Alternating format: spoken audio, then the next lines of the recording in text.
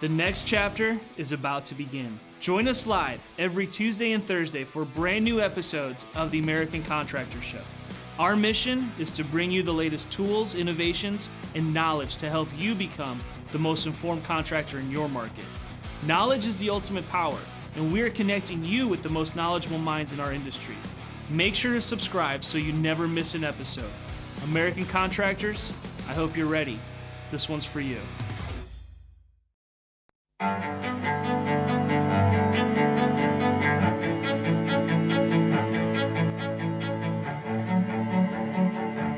This is Larry Bache with the Merlin Law Group, helping policyholders for more than 30 years.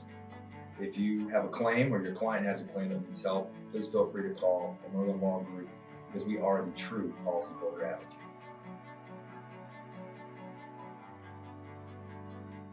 C3 was eager to help us, and even whenever we weren't giving them work, they were still eager to give advice. The things that they were putting out for the pertaining from DMO to RFG and giving that to the industry and not charging anything for it, I thought was really cool. And that's stuff that I as a contractor appreciate. I'd recommend C3 to any contractor that's looking for a PA, especially if you're around Colorado. Great guys, man. I'm nothing but happy with the work they've done for us.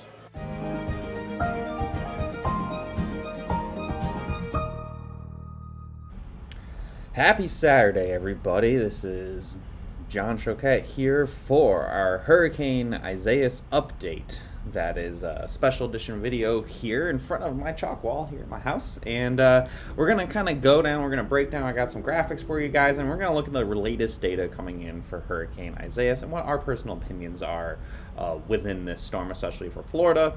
And then we'll kind of touch upon the Carolinas as well. So thanks for tuning in, guys. Thanks always to our sponsors, C3 Group, Merlin Law Group, our Settlement and Balance Claims. Check them out in the description below if you're watching us here on Facebook or to the side, or I don't know where it shows up on your phone. So we're going to jump right into this, folks. What are the headlines for Hurricane Isaias right now?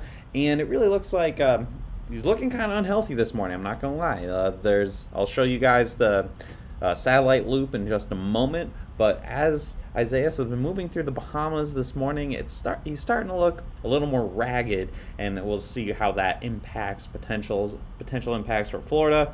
Florida can expect impacts this evening through like tomorrow night, so that's going all the way from Miami up through Jacksonville over towards Georgia.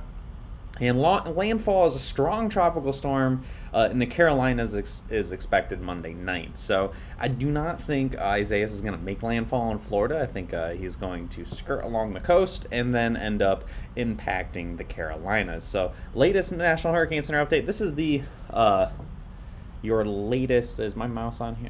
My mouse doesn't show up on here. But so the latest satellite loop, you can very easily see the spin, one of the main islands there in the Bahamas. That is where Isaias is. But you notice the spin is kind of disconnected from all of the deeper convection. So you have the bigger, higher cloud tops to the east of that main Bahama island, but the circulation is off to the west. So basically that means there's quite a bit of shear. Shear is good for thunderstorms, but not that great for hurricanes, and that has kind of impacted what we're seeing for the potential for a stronger hurricane. So I think what Isaias is going to end up doing is going to maintain that Category 1 strength, but probably be on the lower end of the scale. So this is what the National Hurricane Center has for their track. As of 11 a.m. Eastern Time, we're at 80 miles per hour, and I think that is generous.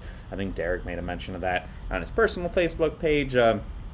Probably a little bit closer to 75, maybe even under hurricane strength at this moment. But I think there will be some fluctuations in strength between right now. I think it keeps trying to bubble itself back up a little bit. So by this evening, Hurricane Isaias will be getting pretty close to the Miami area. And by Sunday morning, 8 a.m. off the coast of West Palm Beach. And then through the day on Sunday, moving up the coast of Florida. So you have hurricane warnings in effect for a good chunk of Florida here. And it looks like it'll be a weak hurricane going all the way up the coast and then eventually impacting somewhere between Myrtle Beach and probably Wilmington for the Monday evening time frame. So here is your wind forecast map that we put together here for Florida. This is for today and tomorrow. So mostly tonight going into all day tomorrow. We have changed our wind gust potential just because it looks like Isaias isn't going to be like a Hurricane Irma or, I mean, hell, even like a Dorian. I think in terms of impacts, it might be a lesser version of Dorian, which Dorian wasn't that great. So you heard it here first. This is not going to be a crazy blockbuster hurricane for Florida. I think, again, we are in the first day of August.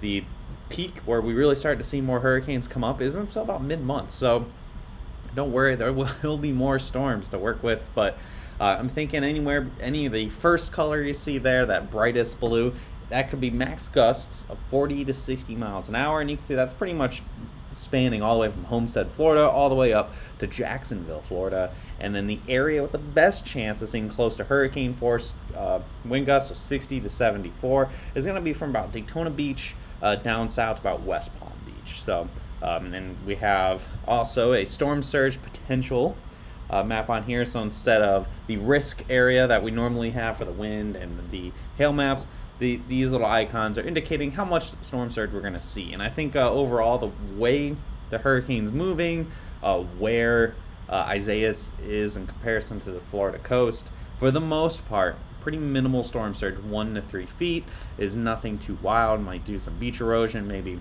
homes that are right on the water might get some flooding, but for the most part, I think the storm surge isn't going to be a big deal, especially Miami, West Palm Beach, further north towards Cocoa Beach, and over by Cape Canaveral, where the land does stick out a little bit. If the hurricane does get close enough to the coast, we could end up seeing the potential for 2 to 4 feet of storm surge. Again, this is anything crazy. Florida, you guys have experienced hurricane after hurricane, and this is going to be no big deal in terms of storm surge. Areas right along the coast, right along those beaches, could see some flooding, but nothing crazy out of this. And then Jacksonville, you might see very minimal storm surge based on the track. This is where I'm thinking it's tracking right now. If you watch the hurricane icon animate, fairly close to the coast, and then kind of paralleling the curvature of the East Coast going through Georgia and into South Carolina. So that's what we're really looking like. So, city impacts. So this hurricane is starting to look like the entire city. This hurricane is honestly like, again, the main reason you don't see a lot of hurricanes in July is because there's still quite a bit of shear in the Atlantic Ocean and into the Gulf. Kind of tears apart storms. Doesn't allow hurricanes to really become big and robust. So that's what we're kind of looking at right now. This kind of blew up pretty quickly, and the track that Isaias has been taking hasn't exactly been the craziest. Anthony Delmecco, my prediction, Isaias makes landfall as a heavy Cat 1, maybe a light between Jupiter and Vero. We'll see. I mean, if that happens, that'd be great. I mean, this is what we're looking at right now. I think this exact moment is not looking too likely to see a Cat 2. I think we're going to probably just meander its main current strength. So for Miami, we're going to do breakdown by cities. Highest impacts tonight, it'll be Saturday night. 55 mile per hour wind gusts. I had it at 60 just a few minutes ago, and I pulled it back even a little bit more. I think a lot of the main wind field is going to stay offshore for the Miami area, so that only brings you to about 55 miles an hour. Again, low storm surge, 1 to 3 feet, nothing too wild here, and then moderate rainfall, 2 to 4 inches of rain possible out of this. If all the precip stays off shore, like what we've been kind of seeing so far today, it could even be less than that. So West Palm Beach, Sunday morning, so tomorrow morning, probably after sunrise, Strongest gusts for West Palm Beach, 65 miles an hour, maybe a little bit higher if we get a little closer to the coast. Wobble about 20 miles could increase these wind speeds by about 10 miles an hour. Storm surge fairly low, and rainfall, again, 2 to 4 inches of rain, probably nothing too wild out of that, moderate amounts of rain. Cocoa Beach, we're getting closer to North Florida, so we're about middle Florida here. Sunday, so just during the day on Sunday into the afternoon and evening hours, I think if there's anywhere we could see big time or stronger winds that actually could tap that hurricane force, we could have up to 70 miles an hour, and we can get a moderate storm surge. It's the only area I'm saying moderate storm surge, again, 2 to 4 feet. Homes right along the water, that could be your best chance of seeing it. And about 2 to 4 inches of rainfall out of this. So that's what we're looking for there. And then finally, Jacksonville, that's going to be Sunday night into Monday. We have 50 mile per hour winds strongest. I think Jacksonville, you guys are kind of tucked in just far enough to avoid a lot of the strongest winds from this.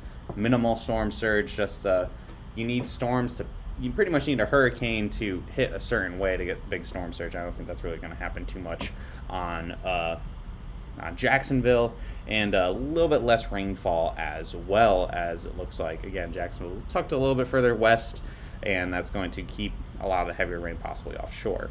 So I'm not going to say that. I'm actually going to switch from saying follow us to looking at it right now, looking at the storm right now. I'm going to switch over to this mode. There we go. And we're going to look at some more model day, get a little more deep into it. All the graphics that I showed you, we'll post on Hail Trace's page as individual graphics after I finish this video here, and I'll try to answer some more questions if you guys have them coming in and whatnot. So this is what we're looking at currently.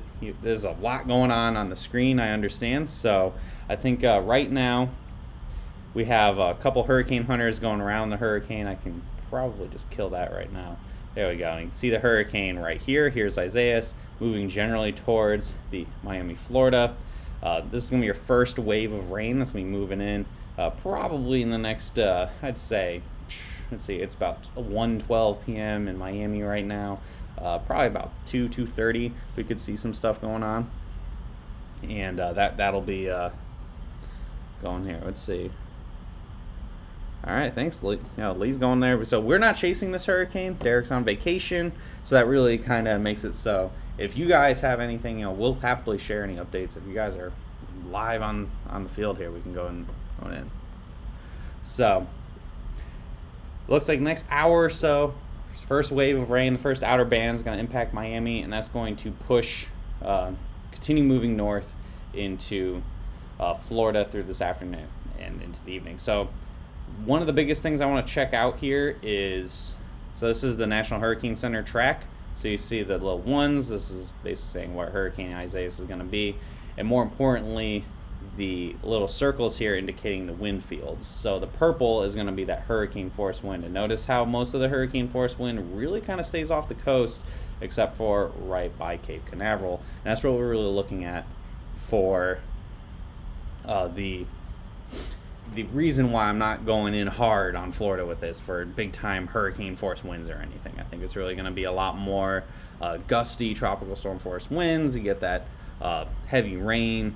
I know, like somebody mentioned, older roofs that could end up being a big gold mine and whatnot. Again, I'm just the weather guy telling you what's going to happen. You guys can obviously make all the decisions for working these storms. So I'm going to bring up, this is Mike's weathers page, spaghettiמיles.com. This is a completely free shout out to him.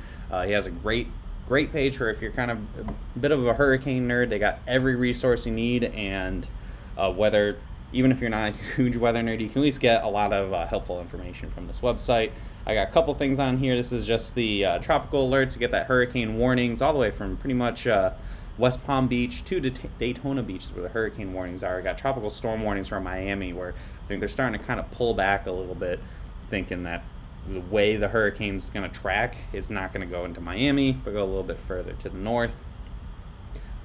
The peak storm surge forecast, again, what I've been saying, from Miami Beach up to Jupiter Inlet, 1 to 3 feet possible, and then 2 to 4 feet across like Cocoa Beach and south of Jacksonville. And even then, I think it's really going to be kind of focused where my mouse is within the Cape Canaveral area.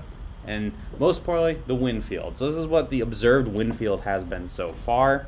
And you see hurricane force, that northeastern section of the storm, and that, based on where Florida is going to be to the west of the storm, is going to stay offshore for the most part for Florida. You will get those strong tropical storm force winds, like I've been mentioning, 40 to 60, some areas even up towards 70 where you get a little closer in here, but it's a very small wind field for the strongest winds of upwards of hurricane force over 75 miles per hour. So if you're expecting this to be a large wind event across Florida, that is not going to be the case. Unfortunately as well, I think this storm is going to kind of weaken, so once it gets to the Carolinas on Monday night, it'll likely only be a strong tropical storm and nothing too wild. So what else do we got? What else do I got brought up here for you guys? So this is infrared satellite to kind of give you an idea of what we've been looking at, why we're not anticipating incredible strengthening, kind of like how Hannah very quickly went from nothing to almost a Cat 2 hurricane. I mean, if Hannah had 24 more hours, probably would have been a major hurricane, but not the case here. You want to see within these infrared satellites, notice all the blacks and whites. Those are very tall, cold cloud tops, kind of disappearing recently. So that's showing the storms aren't going up and maintaining that height. They're kind of staying a little lower, kind of collapsing on us a little bit. The shear is, you can even see it like kind of forcing all the storms away from the center of the storm. You got crazy amounts of convection way off to the east, but that is not where you want to have it tight, right around the center. It's not where it's at. It's kind of way off, far away. Kind of a mess of a hurricane. And again, really why we're thinking it's going to be much lower impact across Florida than what may have been, you know, maybe hyped up the other day or whatnot. I was kind of alluding to it yesterday and really kind of doubling down now about its impacts are going to not be anything wild. This is not going to be Irma. It's not going to be Michael. Was that Michael or Matthew? Yeah, it was Matthew. Definitely not going to be Michael. Oh my God. Category 5. That was crazy. So that's what we're looking at there. And this is what, let me update this. Got a 12Z run in here. All the models pretty much coming into agreement now of showing the potential for the storm to just kind of parallel the coast and then move off into the Carolinas. If this was like Matthew, if it was a much stronger hurricane, if we're talking a major hurricane, for example, this would be a big deal. We would be talking about hurricane force winds, you know, pretty much scraping all the way along up the coast. But since it's a much smaller storm, the wind field is very focused on one section of the hurricane that's going to be offshore. We're looking more tropical storm force winds, getting some heavy rains and some minor storm surge flooding from Hurricane Isaiah. Here's your timeline of your earliest reasonable arrival of tropical storm force winds that the National Hurricane Center has posted. Is all freely available on nhc.noaa.gov. They're saying by about 8 p.m. is when those tropical storm force winds are going to be getting towards West Palm Beach, and then 8 p.m. on Sunday arriving past Jacksonville, and by Monday evening getting towards the Myrtle Beach to Wilmington area in the Carolinas, where I think that is where a landfall will actually occur. Though again, this won't be like Florence either. Florence was a high-end Category 1, or possibly low-end Cat 2, I can't remember. And Hurricane Isaias will likely be a tropical storm upon landfall in the Carolinas. So what else? What's I going to show you guys? We have, all the models really starting to kind of come into agreement, not making landfall in Florida, keeping it just offshore, and then pushing into the Carolinas. Now, I still think, again, a 20-mile deviation, so you wobble west 20 miles, it'll probably pop into shore over by West Palm Beach. 20 miles to the east, we could be talking even less impacts across Florida. So there's quite a bit of agreement at this point. It looks like this thing's going to get picked up by a upper level feature in the United States. It's going to kind of launch it into the Northeast. By the time it gets to, I know anybody who's watching who might be from friends of mine from back home in Connecticut, not going to be a big deal storm. You get some heavy rain, some little bit of gusty winds, nothing unusual in terms of impacts with Isaias. And there's the intensity guide. Almost nobody keeps this thing hurricane much beyond 72 hours. So pretty much once we really struggling to maintain that hurricane strength. Again, just looking at it visually as a meteorologist, the storm is not looking healthy right now, and I don't expect rapid intensification or anything that we've seen in past storms. Not with this one in particular. Pushing forward, we might see other hurricanes. I'm willing to bet we'll see other hurricanes later on this season, just in the next couple weeks, that will be more impressive than Isaias in terms of impacts to the United States or just overall strength across the area. So, yeah, that's pretty much, I think I got everything I was wanting to talk about here. Oh, yeah, and here's the latest American model that came out not too long ago, showing a hurricane that is pretty much maintaining its strength. It has it's low pressure, the millibars. Usually you can monitor how strong a hurricane is with how low the pressure gets. If the pressure drops, the more it drops, the stronger the hurricane is. And if it rises, it's weakening. If it maintains itself, it's maintaining its strength. And it's really kind of keeping it around that 995, 996. This brings it, the American model brings it about the closest to the shore of all the models I've seen so far. This would bring it in very close to West Palm Beach and kind of scrape along the coast here.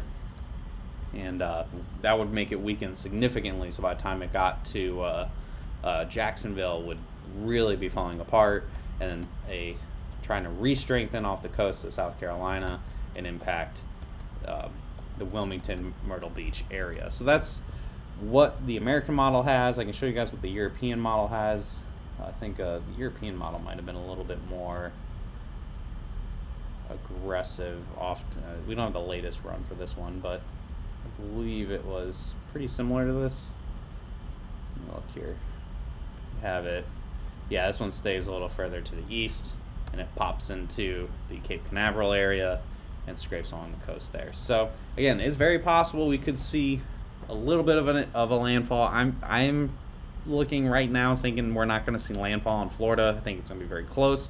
I watched these enough times, and maybe Hurricane Dorian burned us too bad last year to really feel like we're going to get landfall in Florida. I think it's going to be very close. I think it might scrape along the coast a little bit, but more times than not, in a path like this, it stays just offshore and then hits the Carolinas. So that's kind of what I'm leaning into. Could change. We'll have updates later. If there are any major changes, we will try to give you guys updates. We'll do posts throughout the day. If anybody's watching this and they're in Florida, we'll happily share. If you're doing live updates, we can put that on there on our page.